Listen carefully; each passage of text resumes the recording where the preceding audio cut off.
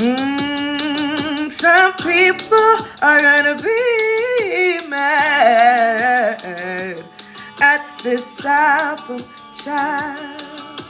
Folks are gonna be mad because Cowboy Carter is a masterpiece in reclaiming your story.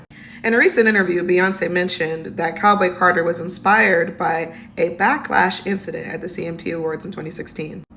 She invited the Dixie Chicks to perform Daddy Lessons with her, which is a country song off of the album Lemonade. It was one of the underrated favorites of mine on Lemonade. With his gun, with his head, he told me not to cry. Oh, my daddy said shoot. Oh, my daddy said shoot. How could you be mad at that chorus?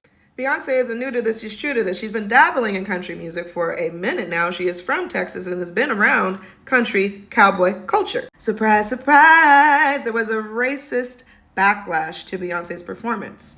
So much so that the CMAs removed all mention of the performance from their social media. They essentially scrubbed it because they didn't want to deal with people saying, why haven't we been invited to the BET Awards? Beyonce isn't country, and other tomfoolery. Even though Beyonce is a wealthy recording artist, this experience of being othered and told that you are less than and not part of the in-group is a universal experience so many of us have had in various ways. One of the key tools of oppression is telling you what your value is and what you can and cannot do.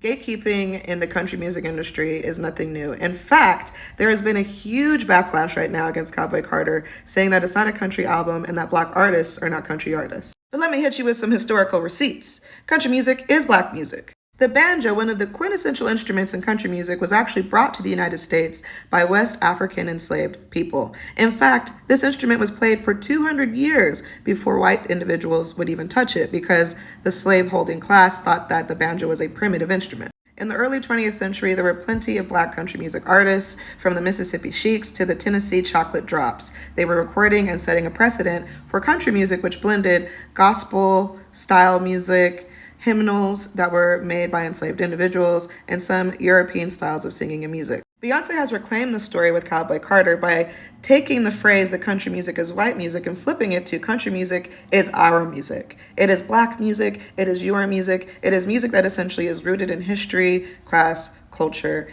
and adversity. And why this is so important is because country music was co-opted, particularly by white nationalists and people who are using parts of country music to essentially push forward a very racist, bigoted, and exclusionary ideology. And that ain't cute, and it ain't cool. Now, as someone who isn't a big country music connoisseur, I grew up listening to Bonnie Raitt and Reba McEntire and all those things, but it's not my first category of music I love.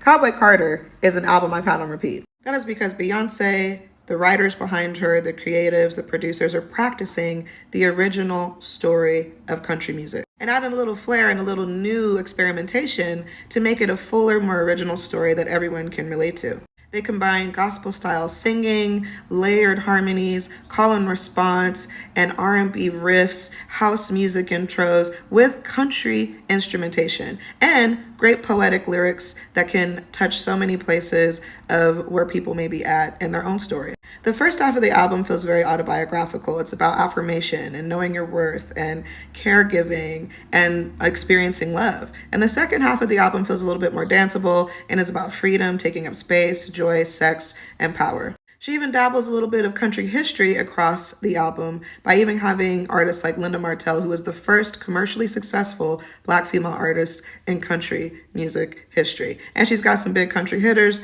like Dolly Parton and Willie Nelson. So the next time that you feel that your story isn't valuable, that you can't tell the full story of who you are and what you value, use this album as inspiration, because every single person has the power to subvert the oppressive stories around us that tell us where we can be, what we can say, how we can think, what we can do, and what value we have. And I want more artists to pull this sort of Beyonce tactic. If you are in a space where you've been told that artists don't do that, they don't say this, they don't look like that, push yourself to expand your creativity, to subvert the narrative and tell the full story. Now, if you want some recommendations on which tracks are my favorites, here's a list. American Requiem, 16 Carriages, Projector, which literally brought me to tears.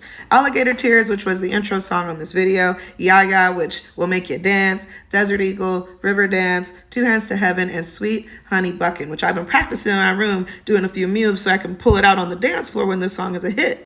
So happy listening and be inspired to never let anybody silence your story, boo.